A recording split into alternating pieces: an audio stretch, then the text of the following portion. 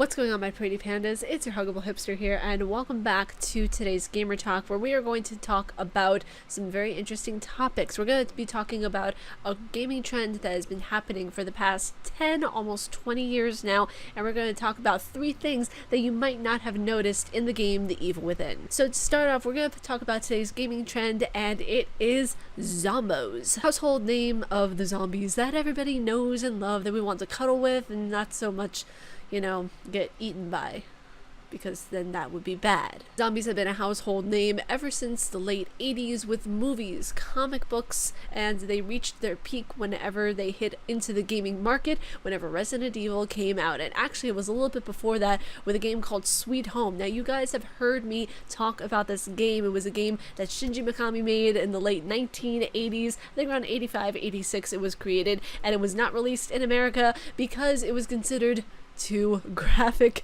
for the audience. So go figure. In Japan, they have really a lot of graphic.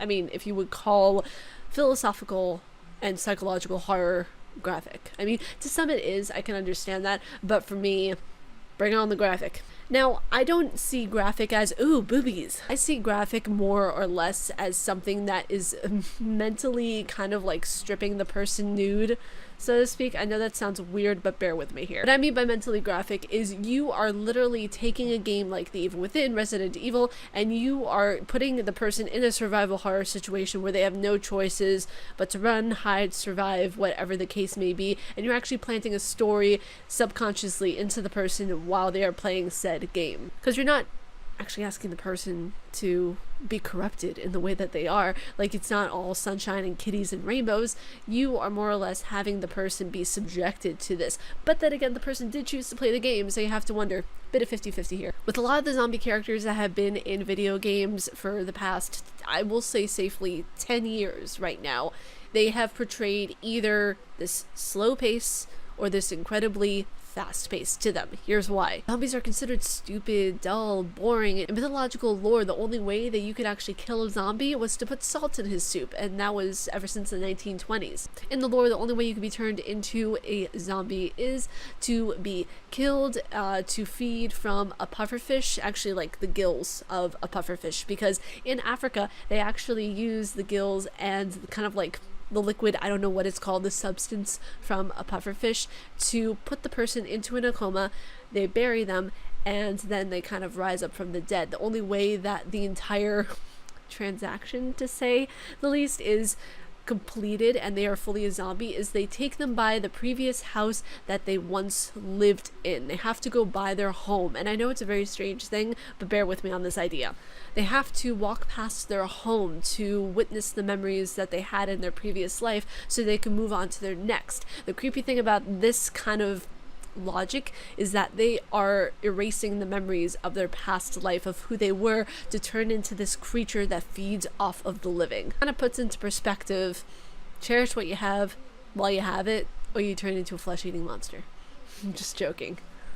Or am I? The concept of zombies in video games is nothing new by any means. We see them that they feed, they kill, they hunt, they become faster in comparison whenever you see them in Resident Evil 5. Like, they become really fast. Okay, unnecessarily fast. Like, how dare you, you are rude fast. Although I did enjoy the idea of the concept of the Crimson Head, where if you don't kill a zombie in time, like a fresh zombie in time, you can actually run the risk of having it turn into this, primo zombie that, is even faster, is as fast as human, and can hunt and kill you at any chance that it gets.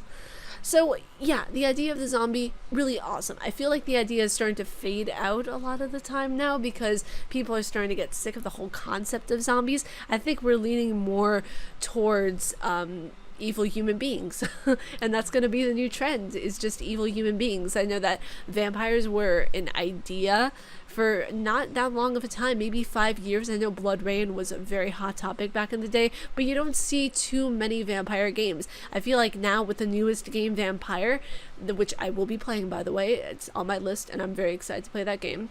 I feel like the game Vampire will be giving rise to a new breed of vampire games. The graphics look absolutely amazing in that game, and if you think about it, vampires have not had that strong of a placement in the gaming world. So I don't know. Let me know what you guys think down in the comments below. It's possible that there will be a comeback in sorts of this whole new generation of games that will allow for the vampires turn, like it was for zombies for 10 years. It'll be vampires for like another 10 years or something. But yeah, let me know what you guys think about the zombie craze as well. Do you guys think there should be more zombie games? Do you guys think there should be less zombie games? Sound off down below. So yeah, now we're going to get into the 3 things, and one of them is an Easter egg that's actually pretty cool that you did not realize or notice in The Evil Within. Now, The Evil Within is a psychological third-person horror game that was created by Shinji Mikami. We see a lot of development, and we see a lot of things that link it back to Resident Evil.